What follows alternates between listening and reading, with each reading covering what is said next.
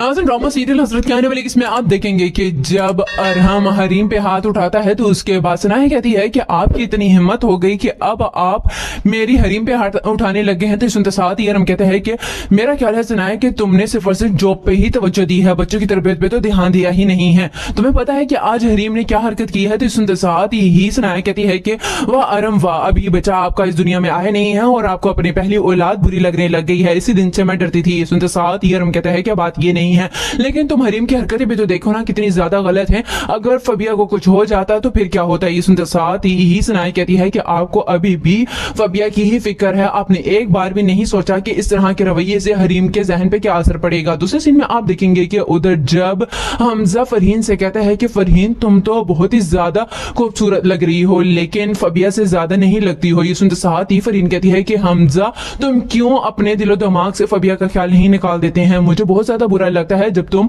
फबिया को दोबारा से याद करते हो। ये सुनते साथ ही हमजा कहता है कि अच्छा सॉरी, गलती हो गई मुझसे, मैं तो बस ये कह रहा था कि वाकई में तुम बहुत ज्यादा हसीन हो। तो ये सुनते साथ ही फरहीन कहती है कि ऐसी हसीन सूरत का क्या फायदा है जो सूरत किसी को भाए है ना। ये सुनते साथ ही हमजा कहता है कि क्या कहना चाह रही हो, मुझे तो लगता है कि शायद मेरे कदम अब तुम्हारी जानिब बढ़ने लगे हैं। सुनते साथ ही फरहीन कहती है कि कोई फायदा नहीं है क्योंकि मैं उम्र में तुमसे बड़ी हूँ और सारा जमाना यही कहता है।